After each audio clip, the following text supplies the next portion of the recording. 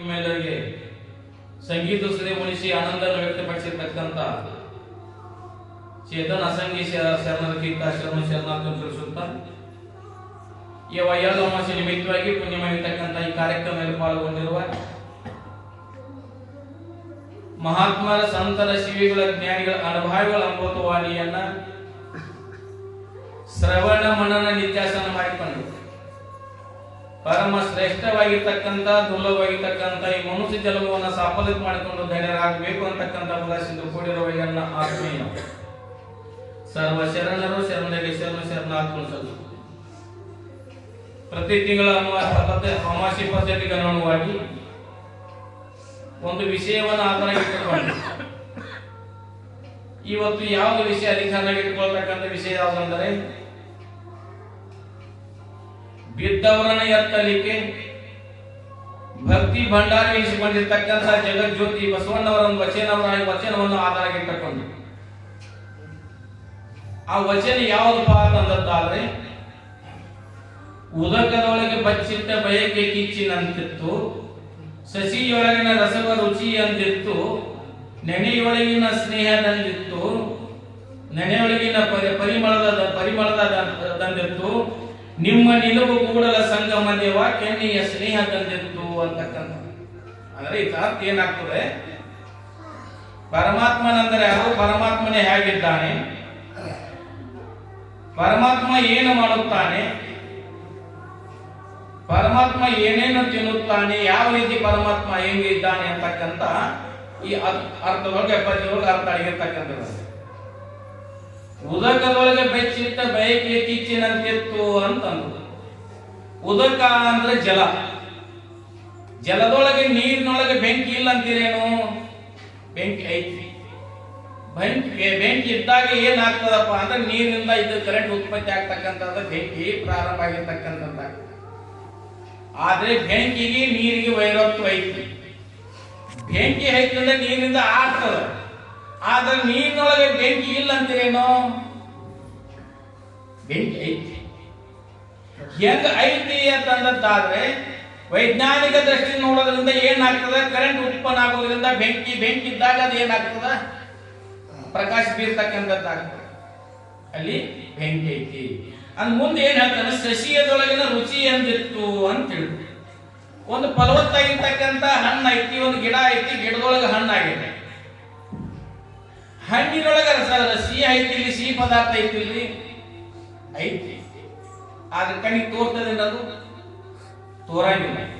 ಅದು ಯಾವಾಗ ಅನುಭವಕ್ಕೆ ಬರ್ತದ, ಅನುಭವಜನ್ಯ ರೂಪವಾಗಿರ್ತಕ್ಕಂಥ ಜ್ಞಾನವನ್ನು ಪ್ರಾಪ್ತಿ ಮಾಡ್ಕೊಂಡದ್ದಾದ್ರೆ ಮಾತ್ರ ಪರಮಾತ್ಮ ನಿಲುವು ಕಾಣ್ತಕ್ಕಂಥದ್ದಾಗ್ತದೆ. ರುಚಿಯನ್ನ ಸವಿದಾಗ ಮಾತ್ರ ಏನಾಗ್ತದ, ಇದು ರುಚಿ ಐತಿ ಅಂತಕ್ಕಂಥ ಗೊತ್ತಾಗ್ತದೆ. ಅನುಭವಜನ್ಯ ರೂಪವಾಗಿರ್ತಕ್ಕಂಥ ಜ್ಞಾನ ಆಗಬೇಕು. ಅದಕ್ಕೆ ಅಂದರೆ ಸ್ವಸ್ವರೂಪ ಅವಸ್ಥಿತಿ ಮುಕ್ತಿ ಅಂತ ಇದ್ದಾರೆ. ನಮ್ಮ ಸ್ವರೂಪ ಜ್ಞಾನವನ್ನು ಮಾಡ್ಕೊಂಡಾದ್ರೆ ಸಾಕು, ಏನು ಮುಕ್ತಿ ಆಗ್ತದ ಅಂತ ಹೇಳ್ತಾರೆ. ಮೊದಲು ಶರಣ ಹೇಳಿದ್ದಾರೆ, ಜ್ಞಾನ ಒಂದೇ ಸಾಕು ಮುಕ್ತಿಗೆ ಅಂತ ಹೇಳಿದ್ದಾರೆ. ಅತ್ಯಂತ ದುಃಖ ನಿವೃತ್ತಿ ಪರಮಾನಂದ ಸುಖ ಪ್ರಾಪ್ತಿಗೆ ಯಾವುದು ಬೇಕಪ್ಪ, ಜ್ಞಾನ ಒಂದೇ ಬೇಕು ಅಂತ ಹೇಳಿದ್ದಾರೆ. ಜ್ಞಾನ ದೇವತೋ ಕೈವಲ್ಯಂ ಅಂತ ಶರಣರ ಸುದ್ದಿ ವಾಕ್ಯದ. ಜ್ಞಾನದಿಂದಲೇ ಕೈವಲ್ಯ ಅಂದ್ರೆ ಮುಕ್ತಿಧಾಮ ಸಿಗ್ತಕ್ಕಂಥದ್ದಾಗ್ತದೆ, ಮುಕ್ತಿ ದೊರೆತಕ್ಕಂಥದ್ದಾಗ್ತದೆ.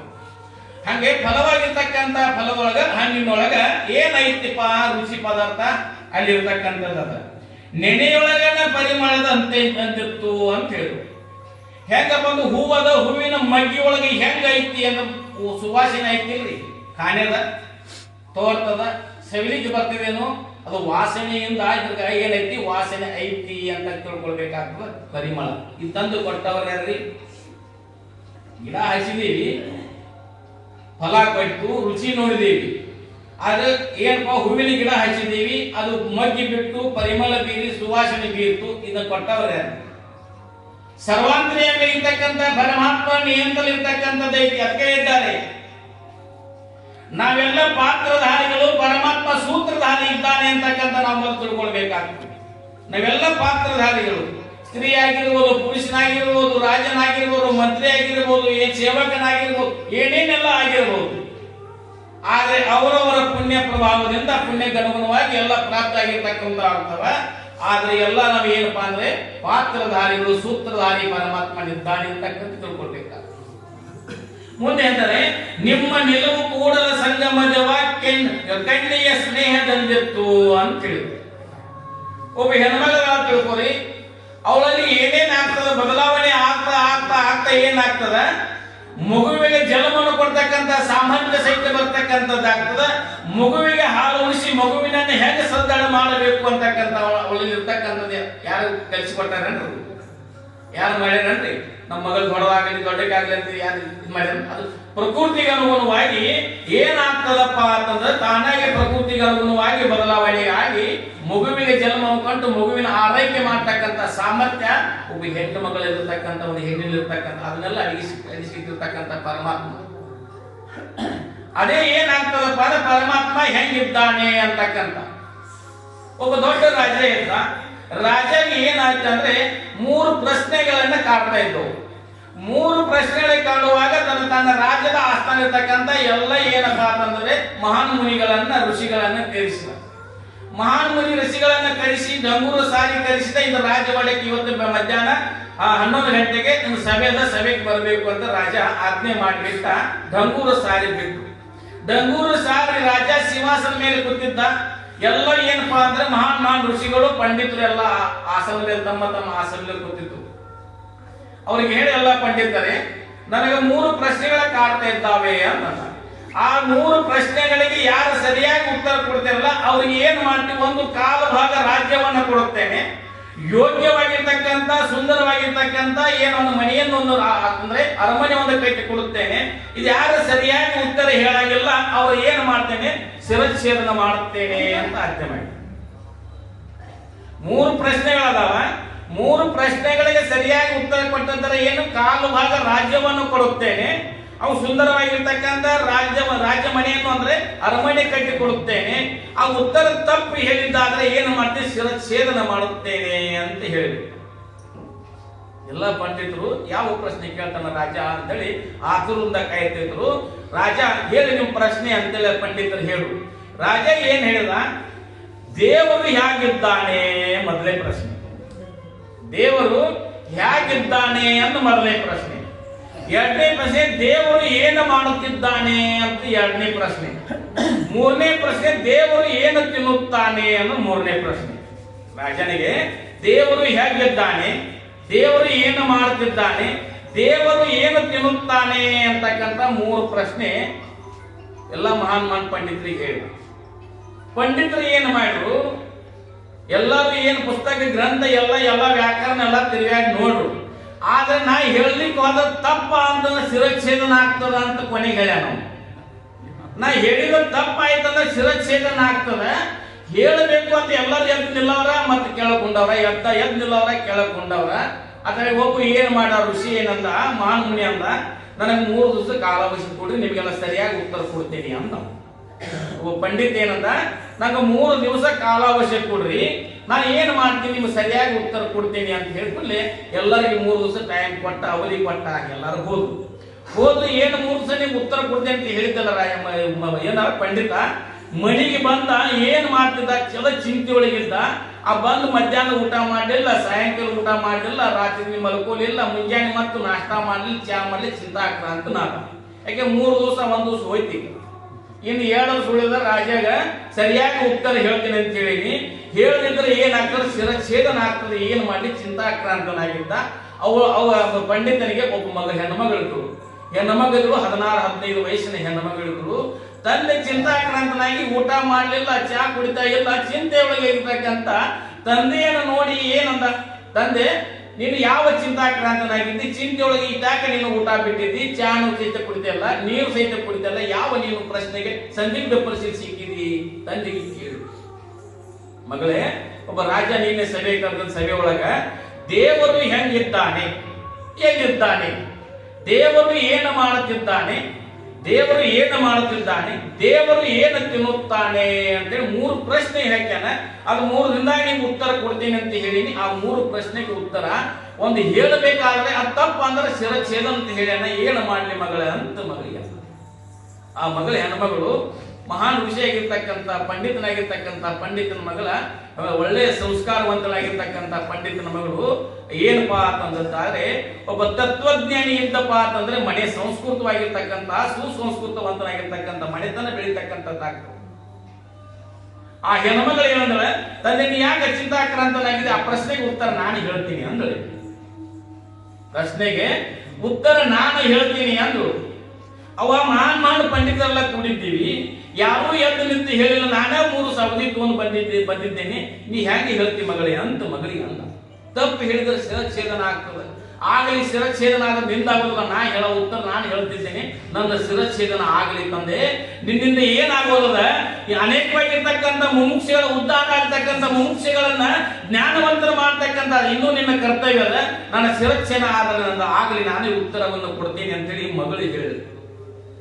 ಬೆಳಿಗ್ಗೆ 3 ಸಾದ ನಂತರ ಸಭೆ ಕೂಡಿಸಿದ ರಾಜ ಹೋಗಿ ಸಭೆಗೆ ಹೋದ ನಂತರ ಹೋಗಿ ಭಿನ್ನ ಹೇಳಿದ್ರು, ನನ್ನ ಉತ್ತರ ನನ್ನ ಬದಲಿ ನನ್ನ ಮಗಳು ಏನ್ ಮಾಡ್ತಾಳೆ ಉತ್ತರವನ್ನು ಹೇಳುತ್ತಾಳೆ ಅಂತ ಹೇಳಿ ರಾಜಾಗ ಹೇಳಿಬಿಟ್ಟು ಎಲ್ಲ ಸಭಿಕರೆಲ್ಲ ಕೂಡ್ರು, ಎಲ್ಲ ಏನ್ ಪಂಡಿತ ಮಹಾನ್ ಪಂಡಿತ ಋಷಿ ಎಲ್ಲ ಹೀಗೆ ಈ ಕೂತ ನಂತರ ಏನಾಗ್ತಂದ್ರೆ ಆ ರಾಜ ಏನು ಸಿಂಹಾಸನ ಮೇಲೆ ಕೂತಿದ್ದ. ಸಿಂಹಾಸನ ಮೇಲೆ ಕೂತ ಪಂಡಿತನ ಮಗಳಿಗೆ ಅಂತ ತಾಯಿ 3 ಪ್ರಶ್ನೆ ಏನೇನೋ ಗೊತ್ತದಾವೇನು ಅಂತ ಕೇಳಿದ ರಾಜ. ಆ 3 ಪ್ರಶ್ನೆ ನನಗೆಲ್ಲ ಗೊತ್ತದಾವ ಅಂದ್ರೆ ಅದನ್ನ ಮೊದಲನೇ ಪ್ರಶ್ನೆ, ನಿಮ್ಮ ಮೊದಲನೇ ಪ್ರಶ್ನೆ ದೇವರು ಹೆಂಗಿದ್ದಾನೆ ಅಂತ ಮೊದಲನೇ ಪ್ರಶ್ನೆ ಅಂತ ಐತಲ್ರಿ ಅಂದ್ ಕೇಳು. ಹೌದವ ಅಂದ್ರು. ಹಾಗಾದ್ರೆ ಏನು ಮಾಡ್ರಿ, ಪ್ರಶ್ನೆ ಕೇಳ್ತಕ್ಕಂಥವ್ರು ಕೆಳಗಿರಬೇಕಾಗ್ತದೆ, ಉತ್ತರ ಹೇಳ್ತಕ್ಕಂಥವ್ರು ಮ್ಯಾಲೆ ಹೋಗ್ಬೇಕಾಗ್ತದೆ, ಸಿಂಹಾಸನ ಮೇಲೆ ಕೊಡ್ಬೇಕಾಗ್ತದೆ, ನೀವು ಕೆಳಗೆ ಬರ್ರಿ ಅಂದ್ರೆ ರಾಜ. ಉತ್ತರ ಹೇಳೋದ್ರಿ ಮ್ಯಾಲೆ ಕೊಡ್ಬೇಕಾಗ್ತದ, ಪ್ರಶ್ನೆ ಕೆಳಗಿರಬೇಕಾಗ್ತದೆ, ನೀವು ಕೆಳಗೆ ಬರ್ರಿ ಅಂದ್ರು.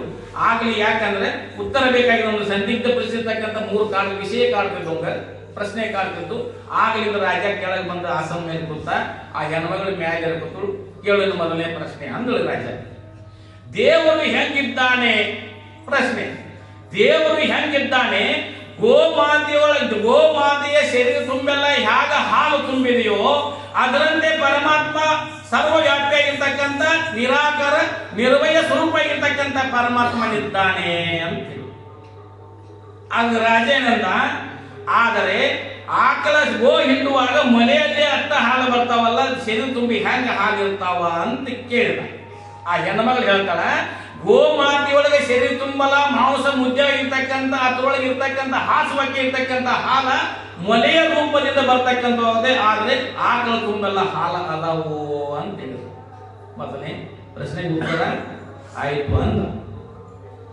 ಇನ್ನು ದೇವರು ಏನು ಮಾಡುತ್ತಿದ್ದಾನೆ ಅಂತ 2ನೇ ಪ್ರಶ್ನೆ ಇದೆ. ದೇವರು ಏನು ಮಾಡುತ್ತಿದ್ದಾನೆ ಅಂತ 2ನೇ ಪ್ರಶ್ನೆ ಕೇಳಿದಾಗ ಮಗಳು ತೀರ್ಚಂದ ಉತ್ತರ ಕೊಟ್ಟರು.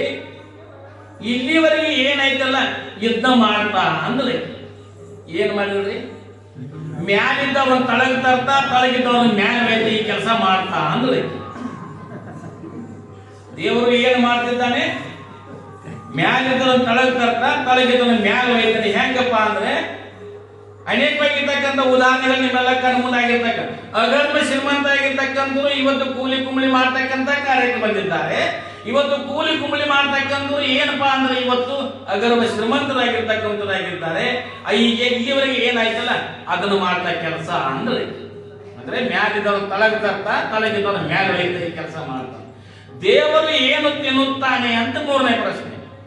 ದೇವರು ಏನು ತಿನ್ನುತ್ತಾನೆ ಏನಪ್ಪಾ ಅಂದ್ರೆ ನಿರ್ವಿಕಾರ ಸ್ವರೂಪ ಇರ್ತಕ್ಕಂಥ ಸತ್ತು ಚಿತ್ತು ಆನಂದ ನಿತ್ಯ ಪರಿಪೂರ್ಣ ಸ್ವರೂಪ ಇರ್ತಕ್ಕಂಥ ಪರಮಾತ್ಮ ಏನು ತಿನ್ನುತ್ತಾನೆ ಅಂದ್ರೆ ಮನುಷ್ಯ ಕುಲ ಕೋಟಿಗೆ ಬಂದಿರ್ತಕ್ಕಂಥ ಅಹಂಕಾರವನ್ನು ತಿಂದು ಹಾಕಿ ಅವನನ್ನು ಉದ್ಧಾರ ಮಾಡತಕ್ಕಂಥ ಕಾರ್ಯವನ್ನು ಮಾಡುತ್ತಾನೆ ಅಂತ.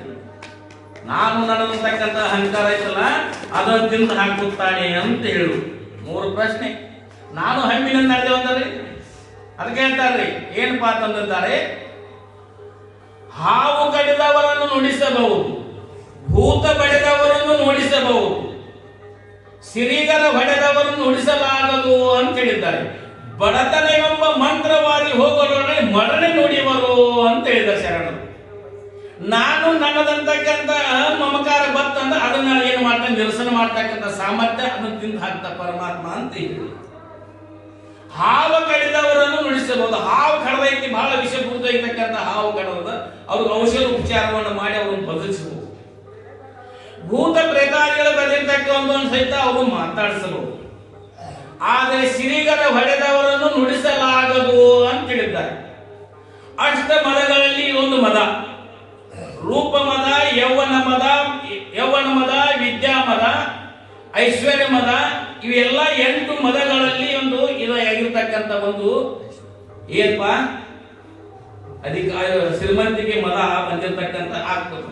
ಶ್ರೀಮಂತಿಗೆ ಮದ ಬಂದಿರತಕ್ಕಂಥವ್ರಿಗೆ ಹೆಂಗಪ್ಪ ಅಂತ ನಮಸ್ಕಾರ ಮಾಡಿ ಸಹಿತ ಒಬ್ಬ ಸಜ್ಜನ ಸಾಧು ಆಗಿರ್ತಕ್ಕಂಥ ಒಬ್ಬ ಸರಳ ವ್ಯಕ್ತಿ ಸಹಿತ ನಮಸ್ಕಾರ ಮಾಡಿ ಸಹಿತ ಅವ್ರ ಕೈ ಮ್ಯಾಲೆ ಬರಬಾರ್ದಂತ ಆಗಿರ್ತಾವ. ಯಾಕ ಹಿಂದ 5 ಗಂಟ ಹಿಂದ ರೊಕ್ಕಿನ ಮದ ಬಂದಿರತಕ್ಕಂಥ ಶ್ರೀಮಂತಿಗೆ ಮದ ಬಂದಿರ್ತದ, ಕೈ ಮ್ಯಾಲೆ ತಗೋಗುಣಾಗಿಲ್ಲ.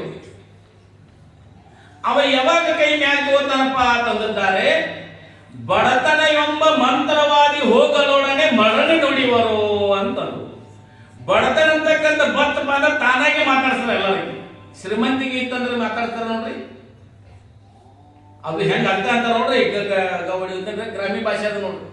ಹೆಂಗಪ್ಪ ಅಂದ್ರೆ ಪರಂಪರೆ ರೂಪ ಇರ್ತಕ್ಕಂಥ ಅಫ್ಜಲ್ ಉತ್ತದಿಂದ ಬಂದಿರ್ತಕ್ಕಂಥ ಶ್ರೀಮಂತಿಗೆ ಇತ್ತಂದ್ರೆ ಅವು ಸ್ವಭಾವ ಬೇರೆ ಇರ್ತದ.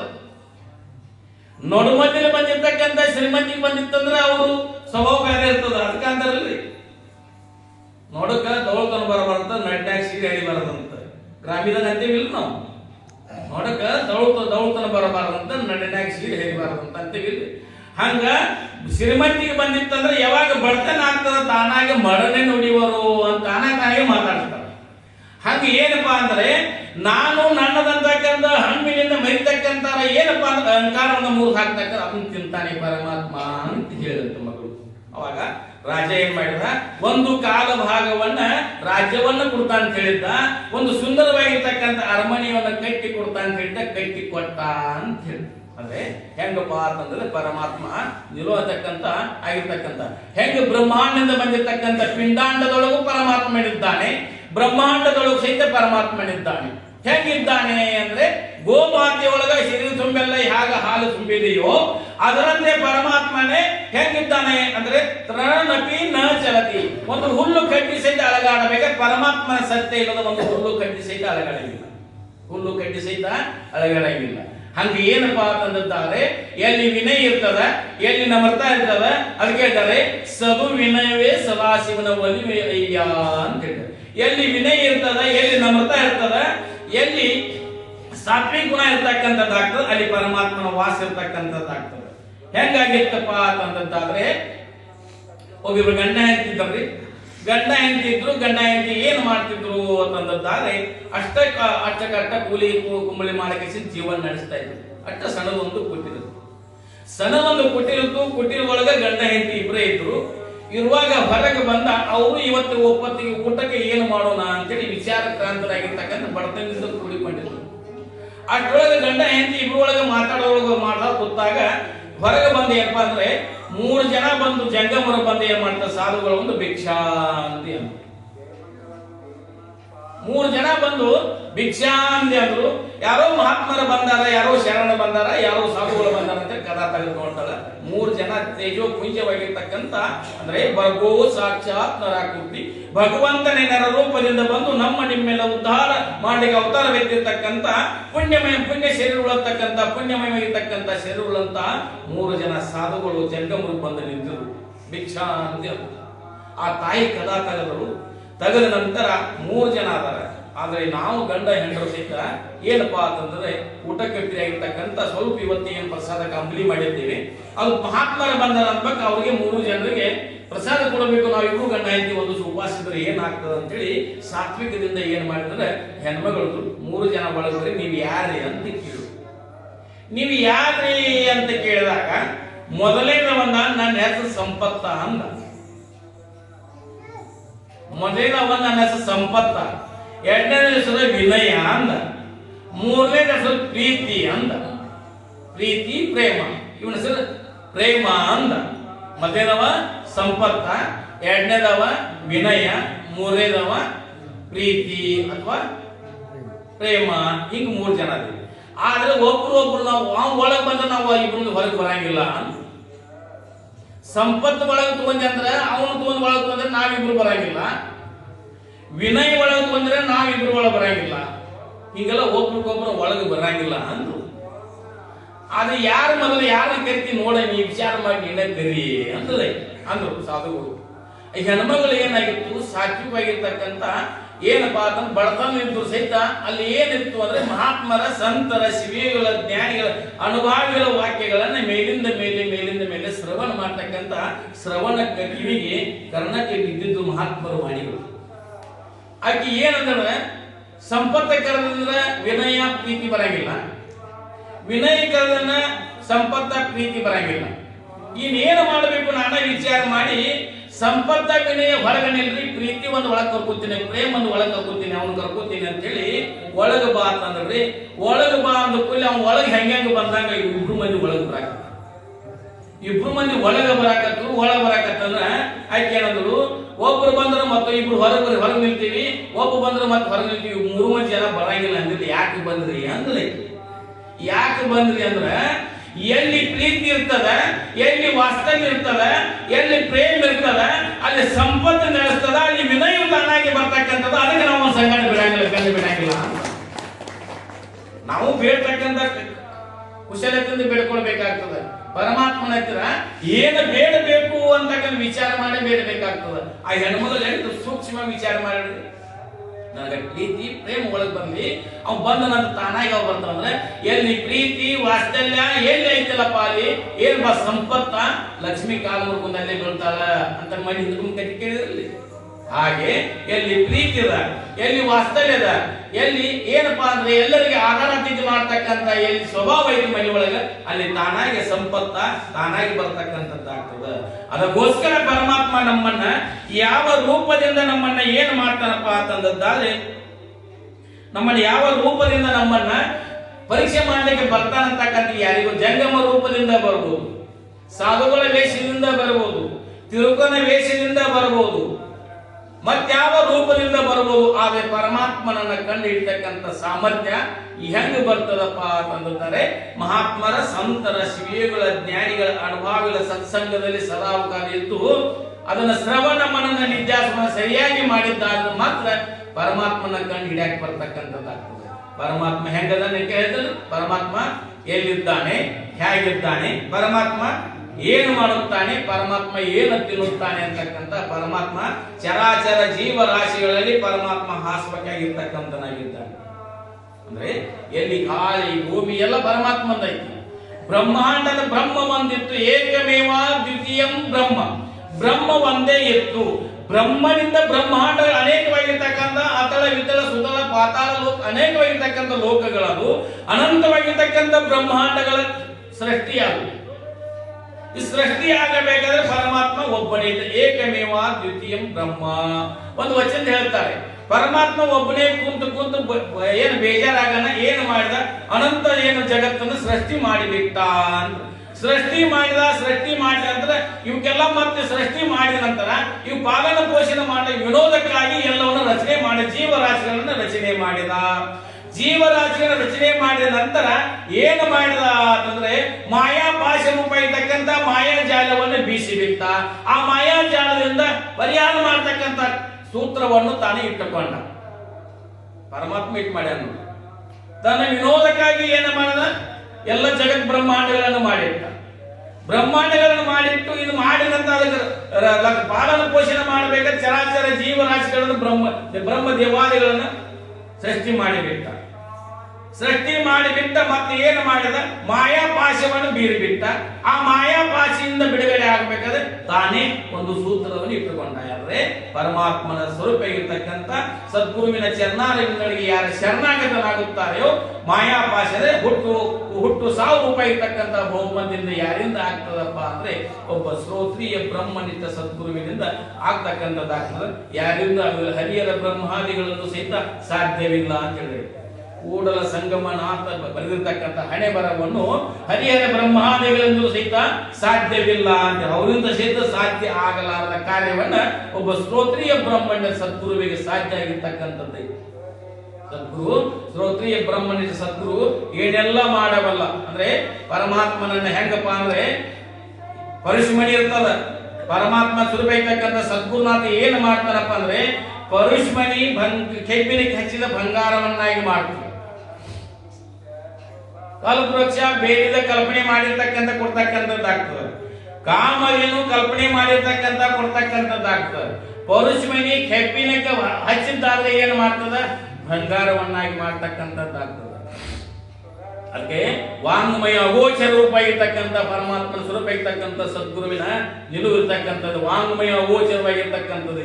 ಅದಕ್ಕೆ ಸ್ವಸ್ವರೂಪ ಅವಸ್ಥಿತಿ ಮುಕ್ತಿ ಅನುಭವ ಜನ್ಯ ರೂಪ ಇರ್ತಕ್ಕಂಥ ಯಾವಾಗ ಜ್ಞಾನ ಆಗ್ತದೆ ಅವಾಗ ಪರಮಾತ್ಮನ ಸ್ವರೂಪ ಇರ್ತಕ್ಕಂಥ ಸದ್ಗುರುವಿನ ನಿಲುವನ್ನ ಸದ್ಗುರುವಿನ ಅಲ್ಲಿಗೆ ಬರ್ತಕ್ಕಂಥದ್ದಾಗ್ತದೆ. ಒಂದು ಪರಶುಮಣಿ ಬಂಗಾರ ಮಾಡ್ತದೆ, ಬಂಗಾರ ಬೇರೆ ಆಗ್ತದೆ, ತಾನು ಬೇರೆ ಉಳಿತದೆ, ಮತ್ತು ಪರಶುಮಣಿ ಬೇರೆ ಆಗ್ತದೆ, ಬಂಗಾರ ಮಾಡಿ ಹೋಗ್ತದೆ ಕೆಬ್ಬಿನವನ್ನ. ಆದ್ರೆ ಸದ್ಗುರುನಾಥ ಏನು ಮಾಡ್ತಾನೆ? ತನ್ನಂತೆ ಮಾಡಿಕೊಳ್ತಕ್ಕಂಥ ಸಾಮರ್ಥ್ಯ ಯಾರಿಗೆ ಐತಿಪ್ಪ ಅಂದ್ರೆ ಒಬ್ಬ ಶ್ರೋತ್ರಿಯ ಬ್ರಹ್ಮಣ್ಯ ಸದ್ಗುರುವಿಗೆ ಅರ್ಥ ಐತಿ. ತನ್ನಂತೆ ಮಾಡಿಕೊಳ್ಳುತ್ತಾನೆ. ತನ್ನಂತೆ ಪರಮಾತ್ಮನಂದ್ರೆ ನೀನು ಯಾರು ಇದ್ದೀಯಪ್ಪ ಅಂದ್ರೆ ಪರಮಾತ್ಮನ ಸ್ವರೂಪ ಇರ್ತಕ್ಕಂಥನಾಗಿದ್ದಿ. ಅದಕ್ಕೆ ಹೇಳ್ತಾರೆ ಕಲು ಧರ್ಮ ಅಂದ್ರೆ ಶರೀರ ಮಾಧ್ಯಮ ಕಲು ಧರ್ಮ ಸಾಧನಂ. ಶರೀರದ ಅಂದ್ರೆ ಶರೀರದಿಂದಲೇ ಎಲ್ಲವನ್ನು ಸಾಧಿಸಿ ಬರ್ತಕ್ಕಂಥದ್ದಾಗ ಶರೀರ ಇರ್ತಪ್ಪ ಅಂದ್ರೆ ಇನ್ನೂರು ಜೀವಿಗಳಿಗೆ ಹೇಳಿಲ್ಲ. ಇನ್ನೂರು ಜೀವಿಗಳಿಗೆ ಅರ್ಹತೆ ಇಲ್ಲ. ಮನುಜ ಕುಲಕ್ಕೆ ಅರ್ಥ ಐತಿರ್ತಕ್ಕಂಥದಕ್ಕೆ ಮನುಜ ಕುಲದ ಜನನದ ಲಾಭ ಆವುದು ಅನಾರೆಂದು ತಿಳಿಯುವುದು. ಮನುಷ್ಯ ಜನ್ಮಕ್ಕೆ ನಾನು ಯಾರು ಇದ್ದೇನೆ ಅಂತ ತಿಳ್ಕೊಳ್ಳಕ್ಕೆ ಮನುಷ್ಯ ಜನ್ಮಕ್ಕೆ ಅರ್ಥ ಐತಿ. ಇನ್ನೂರು ಜೀವಿಗಳಿಗೆ ಇಲ್ಲ. ಅದು ಹೆಂಗ ಅಂದ್ರೆ ಉದ್ಬೀಜ ಸ್ವೇದಜ ಸ್ವೇದಜ ಅಂಡಜ ಪಿಂಡಜ. ಅಂಡಜಕ್ಕಿಂತ ಉದ್ಬೀಜಕ್ಕಿಂತಲೂ ಶ್ರೇಷ್ಠವಾಗಿರ್ತಕ್ಕಂಥ ಸ್ವೇದಜ, ಸ್ವೇದಕ್ಕಿಂತಲೂ ಶ್ರೇಷ್ಠವಾಗಿರ್ತಕ್ಕಂಥದ್ದು ಅಂಡಜ, ಅಂಡಜಕ್ಕಿಂತಲೂ ಶ್ರೇಷ್ಠವಾಗಿರ್ತಕ್ಕಂಥದ್ದು ಪಿಂಡಜ, ಪಿಂಡಜ ಒಳಗಿರ್ತಕ್ಕಂಥ ಮನುಜ ಕುಲ ಶ್ರೇಷ್ಠವಾಗಿರ್ತಕ್ಕಂಥ ಅದಕ್ಕೆ ಜಂತುನಾಂ ನರಜನ್ಮ ದುರ್ಲಭ ಅಂತ 84 ಲಕ್ಷ ಜೀವರಾಶಿಗಳಲ್ಲಿ ಅತಿ ಶ್ರೇಷ್ಠವಾಗಿರ್ತಕ್ಕಂಥ ಮನುಷ್ಯ ಜನ್ಮ ಇರ್ತಕ್ಕಂಥದ್ದು. ಈ ಮನುಷ್ಯ ಜನ್ಮದಲ್ಲಿ ಎಲ್ಲವನ್ನು ತಿಳ್ಕೊಳಕ್ ಬರ್ತಕ್ಕಂಥದ್ದಾಗ್ತದೆ. ಅದಕ್ಕೆ ಮಾನವ ಜನ್ಮ ದೊಡ್ಡದು ಹುಚ್ಚಪ್ಪಗಳಿರ ಹಾನಿ ಮಾಡಿಕೊಳ್ಳಬೇಡರಿ, ದಾಳಿ ಬಾರದ ಮುನ್ನ ಧರ್ಮವ ಗಳಿಸಿರಿ ಅಂತಕ್ಕಂತ ಹೇಳಿದ್ರೆ ದಾಳಿ ಬರೋಕ್ಕಿಂತ ಮುಂಚಿತವಾಗಿ ಧರ್ಮ ಸಂಗ್ರಹ ಮಾಡಿಕೊಂಡು ಧರ್ಮಾಚರಣೆ ನಡೆದುಕೊಂಡು ಈ ಮನುಷ್ಯ ಜನ್ಮವನ್ನು ಸಾರ್ಥಕತೆ ಮಾಡಿಕೊಂಡು ನಾವು ನೀವು ಧನ್ಯರಾಗಬೇಕಾಗಿರ್ತಕ್ಕಂಥದ್ದಾಗ್ತದೆ. ಪರಮಾತ್ಮ ನೀವು ಹೆಂಗಿದೆ ಉಲಗದೊಳಗೆ ಬಚ್ಚಿಟ್ಟ ಬಯಕೆ ಇಚ್ಚಿನಂತಿತ್ತು ಅಂದ್ರೆ ಜಲದೊಳಗೆ ಬೆಂಕಿ ಐತಿ. ಆದ್ರೆ ಹೆಂಗ ತಿಳ್ಕೊಳ್ಬೇಕು ಅಂದ್ರೆ ಉಪಮಾ ಅಲಂಕಾರದಿಂದ ತಿಳ್ಕೊಳ್ಬೇಕಾದ್ರೆ ಪ್ರಯೋಗ ಮಾಡಿ ತಿಳ್ಕೊಳ್ಬೇಕಾಗ್ತದೆ. ಮುಂದೆ ಶಶಿಯೊಳಗನ್ನ ರಸದ ರುಚಿ ಅಂತಿತ್ತು, ಫಲದೊಳಗ ರಸ ಐತಿ, ಸಿಹಿಯಾಗಿರ್ತಕ್ಕಂಥ ರಸ ಐತಿ. ಅದನ್ನ ಏನ್ ಮಾಡ್ಬೇಕಂದ್ರೆ ನೋಡ್ರೆ ಹಟ್ಟುತ್ತದೆ, ನೋಡ್ರೆ ಅನುಭವ ಆಗ್ತಿದ್ರೆ ಸಿಹಿ ಐತೋ ಕೈ ಐತೋ ಹುಳಿ ಐತೋ ಅಂತೇಳಿ. ನೆಲ್ಲಿಕಾಯಿ ಏನೈತ್ರಿ? ಹುಳಿ ಐತಿ. ಮಾವಿನನ್ನ ಸಿಹಿ ಐತಿ. ಇನ್ನೂರ ಐತಕ್ಕಂಥ ಚುಕ್ಕುವನ್ನ ಸಿಹಿ ಐತಿ. ಹಣ್ಣು ಅದಾವ, ಆದ ಸಹಿತ ಹಣ್ಣು ಸಿಹಿ ಐತೋ ಬಹಳ ಸಿಹಿ ಐತೋ ಇದು ಕೈ ಐತೋ ಇದು ಹುಳಿ ಐತೋ ಅಂತ ಹೆಂಗೆ ತಿಳ್ಕೊಳ್ಬೇಕಾದ್ರಿ? ಅನುಭವ ಮಾಡಬೇಕು. ಹಂಗ ಅನುಭವಜನ್ಯ ರೂಪ ಇರ್ತಕ್ಕಂಥ ಜ್ಞಾನವನ್ನು ಪ್ರಾಪ್ತಿ ಮಾಡಿಕೊಳ್ಬೇಕು. ಜನರ ತೋರಿಕೆ ಆಗಿರ್ತಕ್ಕಂಥ ಜ್ಞಾನ ಪ್ರಾಪ್ತಿ ಏನಪ್ಪಾ ಅಂತಂದಾದ್ರೆ ಒಂದು ಸಾಧು ಕೈ ಬಿಟ್ಟು ಹೋಗ್ತಕ್ಕಂಥದ್ದಾಗ್ತದೆ. ಜನರ ತೋರಿಕೆ ಮಾಡ್ತಕ್ಕಂಥ ಜ್ಞಾನ, ಜನರ ತೋರಿಕೆ ಮಾಡ್ತಕ್ಕಂಥ ಆಚಾರ ವಿಚಾರಗಳನ್ನು ಕೈ ಬಿಟ್ಟು ಹೋಗ್ತಕ್ಕಂಥದ್ದಾಗ್ತವೆ. ಆದ್ರೆ ಅನುಭವಜನ್ಯ ರೂಪ ಇರ್ತಕ್ಕಂಥ ಜ್ಞಾನ ಒಂದಿರ್ತಪ್ಪ ಅಂದ್ರೆ ಆ ಪರಮಾತ್ಮ ನಮ್ಮನ್ನ ಎತ್ತಿರ್ತಕ್ಕಂಥನಾಗುತ್ತಾನೆ. ಪರಮಾತ್ಮ ಎತ್ತಿರ್ತಕ್ಕಂಥನಾಗುತ್ತಾನೆ. ತಾನೇ ಪರಮಾತ್ಮನಾಗಿರ್ತ ಓತ ಪ್ರೋತವಾಗಿರ್ತಕ್ಕಂಥ ಪರಮಾತ್ಮನಾಗದಕ್ಕೆ ಶ್ರೋತ್ರಿಯ ಬ್ರಹ್ಮನಿಷ್ಠ ಅಂದರು. ಬ್ರಹ್ಮ ಅಂದ್ರೆ ಬ್ರಹ್ಮವೇ ನಾನಿದ್ದೇನೆ, ನಾನೇ ಬ್ರಹ್ಮನಿಗೆ ಓತ ಪ್ರೋತವಾಗಿರ್ತಕ್ಕಂಥ ಜ್ಞಾನ ಆಗಿರ್ತದೆ. ಅದಕ್ಕೆ ಬ್ರಹ್ಮನಿಷ್ಠ ಅಂತ ಹೇಳ್ತಾರೆ. ಹಂಗ ಜ್ಞಾನ ಮಾಡ್ಕೊಳ್ಬೇಕಾಗ್ತಕ್ಕಂಥದ್ದಾಗ್ತದೆ. ನೆನೆಯೊಳಗಿನ ಪರಿಮಳದಂತಿತ್ತು ಅಂದ್ರೆ ಹೂವಿನೊಳಗ ಪರಿಮಳವನ್ನ ಯಾವ ರೀತಿ ಹೂ ಅರಳಿದ ನಂತರ ಏನಾಗ್ತದೆ, ಹೇಗೆ ಪರಿಮಳ ಬೀರ್ತಕ್ಕಂಥದ್ದು ಅದು ವಾಸನೆಯಿಂದ ತಿಳ್ಕೊಳ್ಬೇಕಾಗ್ತದೆ. ನಿಮ್ಮ ನಿಲುವು ಕೂಡಲ ಸಂಗಮದ ಕೆನ್ನೆಯ ಸ್ನೇಹದಂದಿತ್ತು ಅಂತ ಹೇಳಿ ಒಬ್ಬ ತಾಯಿ ಏನ್ ಮಾಡ್ತದೆ ಹಾಗೆ ಪ್ರಕೃತಿಗೆ ಅನುಗುಣವಾಗಿ ಬೆಳೆದು ಮುಂದೆ ತಾಯಿ ತನಕ ಬಂದಾಗ ಮಗುವಿನ ಹೆಂಗ ಆರೈಕೆ ಮಾಡಬೇಕು ಅಂತಕ್ಕಂಥ ಸಾಮರ್ಥ್ಯ ತಾಯಿಗೆ ಗೊತ್ತಿರ್ತಕ್ಕಂಥದ್ದಾಗ್ತದೆ. ಹಾಗೆ ಪರಮಾತ್ಮ ಏನ್ ಮಾಡಿದ, ಅನಂತ ಕೋಟಿ ಬ್ರಹ್ಮಾಂಡಗಳನ್ನ ರಚನೆ ಮಾಡಿದ. ಬ್ರಹ್ಮಾಂಡವನ್ನ ಹೆಂಗ ಪಾಲನೆ ಮಾಡಬೇಕು, ಹೆಂಗ ಪಾಲನೆ ಪೋಷಣೆ ಮಾಡ್ಬೇಕಂತಕ್ಕಂಥ ಅಂತಕ್ಕಂಥ ಸೂತ್ರವನ್ನ ಪರಮಾತ್ಮ ತನ್ನ ಹತ್ತಿರ ಇಟ್ಟುಕೊಂಡ. ಅದಕ್ಕೆ ನಾವೆಲ್ಲ ಪಾತ್ರಧಾರಿಗಳು ಪರಮಾತ್ಮ ಸೂತ್ರಧಾರಿರ್ತಕ್ಕಂಥದ್ದಾನೆ ಅಂತಕ್ಕಂಥ ನಾವು ತಿಳಿದು ಬಿಟ್ಟವಪ್ಪ ಅಂತಂದಾದ್ರೆ ಏನಾಗ್ತದೆ, ನಾನು ಅಂತಕ್ಕಂಥ ಎಲ್ಲಿ ಬರ್ತದೆ? ಇದೆಲ್ಲ ಪರಮಾತ್ಮಂದಿ ಐತಿ ಅಂತ ಹೇಳುದು. ಪರಮಾತ್ಮದ ಐತಿ ಏನಪ್ಪಾ ಅಂತಂದಾದ್ರೆ ಪ್ರಾಣೇಶ್ ಹೇಳ್ತ ನೋಡಿ, ಏನಪ್ಪಾ ಅಂದ್ರೆ ಯಾರು ಕೇಳಿದ್ರೆ ಇದ ನಿಂದ ಐತಿ ನಿಂದ ಐತಿ ನಿಂದ ಐತಿ ಅನ್ನೋದ, ಯಾರೆಲ್ಲ ಕಣ್ಮುಚ್ಚಿದೆಲ್ಲ ನಂದ ಐತಿ ಅನ್ನೋದು. ಹಂಗ ಹೆಂಗ ಬಂದೀವಿ ಹಂಗ ವಾದೇವದ ದುಃಖ ಇಲ್ಲ, ಹೆಂಗ ಬಂದೀವಿ ಹಂಗ ವಾದ ದುಃಖ ಇಲ್ಲ. ಇಲ್ಲಿ ಬಂದ ನಂದ ಅಂತ ದುಃಖ ಚಲ ಆಗೈತಿ. ಇದೆಲ್ಲ ನಾವೆಲ್ಲ ನಂದ್ ಅನ್ಕೊಂಡ್ ಕೂತೆ ದುಃಖ ಚಲ ಆಗೈತಿ. ಹೆಂಗ ಬಂದೀವಿ ಹಂಗವಾದ ದುಃಖ ಇಲ್ಲ, ಇಲ್ಲಿ ಬಂದ ಬಳಕೆಲ್ಲ ನಂದ್ ಅಂದಕ್ಕೆ ದುಃಖ ಆಗಿದೆ. ಶರಣರು, ಸಂತರು, ಶಿವಿಗಳು, ಜ್ಞಾನಿಗಳು, ಅನುಭವಿಗಳು ಏನಪ್ಪಾ ಅಂತಂದಿದ್ದಾರೆ, ನಮ್ಮ ನಮ್ಮ ಪ್ರಾರಂಭಕ್ಕೆ ಅನುಗುಣವಾಗಿ ಪ್ರಾಪ್ತ ಆಗ್ಯದ, ಅದಕ್ಕೆ ಪ್ರಾರಂಭ ತೀರ್ಥ ತಾನಾಗಿ ಹೋಗ್ತಕ್ಕಂಥದ್ದು ಆಗ್ತದ. ಅದಕ್ಕೆ ಹೇಳ್ತಾರೆ ಶರಣರು ಹೆಂಗಪ್ಪ ಅಂದ್ರೆ ಪುಣ್ಯದಂತೆ ಬಪ್ಪರು, ಜ್ಞಾನದಂತೆ ಇಪ್ಪರು, ಮುಕ್ತಿಯಂತೆ ಪೋಪರು ಅಂತ ಹೇಳಿದ್ರು. ಪುಣ್ಯ ಪ್ರಾಪ್ತಿ ಮಾಡ್ಕೊಂಡು ಪುಣ್ಯಮಯವಿರ್ತಕ್ಕಂಥ ಶರೀರವನ್ನು ತಾಳಿಕೊಂಡು ಬಂದರು, ಜ್ಞಾನ ಭರಿತವಾದರು, ಮುಕ್ತಿಯಂತೆ ಪೋಪರು ಅಂದ್ರೆ ಜೀವನ್ ಮುಕ್ತ ಅವಸ್ಥೆಯನ್ನು ಮಾಡಿಕೊಂಡು ಅವರು ಏನಪ್ಪಾ ಅಂದ್ರೆ ಹುಟ್ಟು ಸಾವು ರಹಿತವಾಗಿರ್ತಕ್ಕಂಥ ಆನಂದದಲ್ಲಿ ಅವರು ಪರಮಾತ್ಮನಲ್ಲಿ ಒಂದಾಗಿ ಹೋದರು ಅಂತಕ್ಕಂಥ ಬರ್ತದೆ. ಶರಣರಿಗೂ ಆಗಿರ್ತದೆ. ಪುಣ್ಯದಂತೆ ಬಪ್ಪರು, ಜ್ಞಾನದಂತೆ ಇಪ್ಪರು, ಮುಕ್ತಿಯಂತೆ ಪೋಪರು.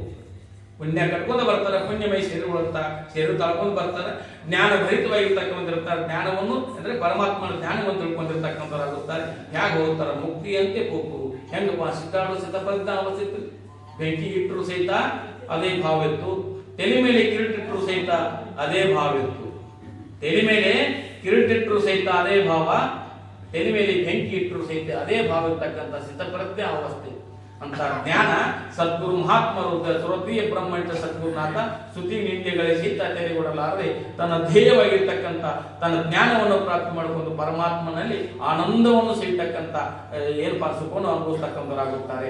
ಅಂತ ನಾವು ನೀವು ಸಹಿತ ಅಂತ ಆನಂದ ಸುಖ ಈ ವಿಷಯಾದಿಗಳಿರ್ತಕ್ಕಂಥ ಕ್ಷಣಿಕ ಸುಖವಾಗಿರ್ತಕ್ಕಂಥ ಆಗ್ತಕ್ಕಂಥದ್ದಾಗ್ತದೆ. ಕ್ಷಣಿಕ ಸುಖ ಆಗಿರ್ತಕ್ಕಂಥದ್ದು ಪರಮಾತ್ಮನ ಅಂಶದೊಳಗಿಂದ ಅವನಿಗಿಂತ ಪರಮಾಣುಗಿಂತನೂ ಕಡಿಮೆ ಆಗಿರ್ತಕ್ಕಂಥ ಅಂಶವನ್ನು ತೆಗೆದುಕೊಂಡು ನಾವು ಸುಖವನ್ನು ಅನುಭವಿಸ್ತೀವಿ. ಆದರೆ ಪರಮಾತ್ಮನನ್ನ ಬ್ರಹ್ಮಾಂಡ ನಾಯಕನಾಗಿರ್ತಕ್ಕಂಥ ಜಗದೊಳಗೆ ಇರ್ತಕ್ಕಂಥ ಪರಮಾತ್ಮನಲ್ಲಿ ಒಂದಾಗಿ ಬಿಟ್ಟವರು ಎಷ್ಟು ಮಹತ್ವರೂಪ ಇರ್ತಕ್ಕಂಥ ಆನಂದದಲ್ಲಿ ಸೇರ್ತೀವಿ ಅಂತಕ್ಕಂಥ ನಾವು ವಿಚಾರ ಮಾಡಬೇಕಾಗ್ತದೆ. ಹೆಂಗೆ ತಿಳ್ಕೊಳ್ಳೋಪ್ಪ ಅಂತಂದ್ರೆ ಒಂದು ದೃಷ್ಟಾಂತ ಏನಾಗಿತ್ತು, ಒಂದು ವೃಕ್ಷ ಇತ್ತು, ಒಂದು ಗಿಡ ಇತ್ತು. ಗಿಡದೊಳಗೆ ಏನು ಮಾಡ್ತಿತ್ತು? ಜೇನುಗೂಡು ಕಟ್ತಾ ಇತ್ತು. ಜೇನುಗೂಡು ಕಟ್ಟಿತ್ತು. ಜೇನುಗೂಡು ಕಟ್ಟಿ ಒಬ್ಬೊಬ್ಬ ಏನಪ್ಪಾ ಅಂತಂದ್ರೆ ಮನುಷ್ಯರು ಏನ್ ಮಾಡ್ರಪ್ಪ, ಜೇನುಗೂಡು ಬಲತ ನಂತರ ಜೇನುಗೂಡನ್ನ ಹುಳನು ಓಡಿಸಿ ಜೇನುಗೂಡನ್ನು ಮುರಿದು ಜಂತುಕು ಸವಿದರು. ಮತ್ತೆ ಮತ್ತೊಂದು ರಂಬಿ ಒಳಗ ಅದು ಎಬಿಸಿ ಗೂಡ ಮುರಿದ ನಂತರ ಮತ್ತೊಂದು ರಂಬಿ ಒಳಗ ಅಲ್ಲಿ ಗೂಡು ಕಟ್ಟಿತು. ಮತ್ತೊಂದು ಟೊಂಕಿ ಒಳಗೆ ಗೂಡು ಕಟ್ಟಿತು. ಅದನ್ನು ಬಲ್ದ ನಂತರ ಮನುಷ್ಯ ಬಂದ, ಅದನ್ನು ಮುರಿದು ಹಾಕಿದ. ಮೂರನೇ ಟೊಂಕಿ ಹೋಗಿ ಕಟ್ಟಾದಿತ್ತು. ವೃಕ್ಷ ಕೇಳ್ತದೆ, ಯಾಕೆ? ಜೇನು ನೊಣಕ್ಕೆ ಕೇಳ್ತದೆ. ಜೇನು ನೊಣಕ್ಕೆ ಏನು ಕೇಳ್ತದ? ಒಂದಲ್ಲ ಎರಡು ಸರಿ ನೀವು ಜೇನುಗೂಡನ್ನ ಕಟ್ಟಿ ಜೇನು ತುಪ್ಪವನ್ನು ತಯಾರು ಮಾಡಿ ಏನು ಮಾಡಿದೀಪ ಅಂತಂದಿದ್ದಾರೆ. ಮನುಷ್ಯ ಅದನ್ನೆಲ್ಲ ತಕ್ಕೊಂಡು ಹೋದ. ಅದು ಮತ್ತೆ ಮೂರನೇದ ಕಟ್ಟಾದೆ ಅಂದ್ರೆ ಏನು ಮನಸ್ಸಿಗೆ ದುಃಖ ಆಗ್ತಿಲ್ಲೇನೋ ಅಂತ ಕೇಳ, ದುಃಖ ಆಗ್ತಿದ್ದಿಲ್ಲೇನೋ ಅಂತ ಕೇಳ, ಆಗತ್ತಿಲ್ಲೇನೋ ಅಂತ ಕೇಳ.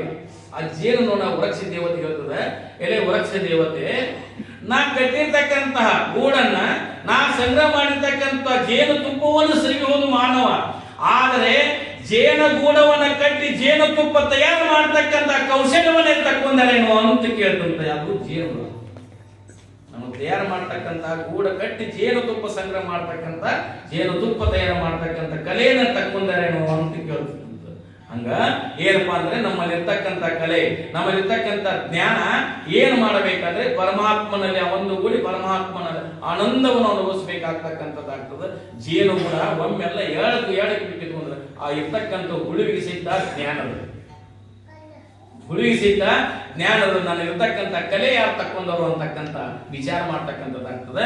ಅದಕ್ಕೋಸ್ಕರ ಇಲ್ಲಿ ಕ್ಷಣಿಕವಾಗಿರ್ತಕ್ಕಂಥ ವಿಷಯಗಳ ಮೋಹಕ್ಕೊಳಗಾಗಿ ದುಃಖವನ್ನು ಅನುಭವಿಸಲಾರದೆ ಸವೇಲಾರದ ಬೇಕೆನಿಸದ ಬೇರೊಂದು ಜನಸದ ಪದವಿಯನ್ನು ಪಡ್ಕೊಂಡು ನಾವು ನೀವು ಮಾನವ ಜನ್ಮವನ್ನು ಸಾರ್ಥಕತೆ ಮಾಡಿಕೊಂಡು ನಾವು ನೀವು ಧನ್ಯರಾಗುವಂತಕ್ಕಂಥ ಮಾತನ್ನು ಹೇಳುತ್ತಾ ಏನಪ್ಪಾ ಅಂದ್ರೆ ಅಂತ ಸದ್ಬುದ್ಧಿ ಸದ್ವಿಚಾರ ಸದ್ಗುರುನಾಥ ನಮ್ಮ ನಿಮ್ಮೆಲ್ಲ ಕೊಟ್ಟು ನಮ್ಮ ನಿಮ್ಮೆಲ್ಲ ರಕ್ಷಣೆ ಮಾಡಿ ಅಂತ ಬೇಡಿಕೊಳ್ಳುತ್ತಾ ಎನ್ನ ತೊದಲುವ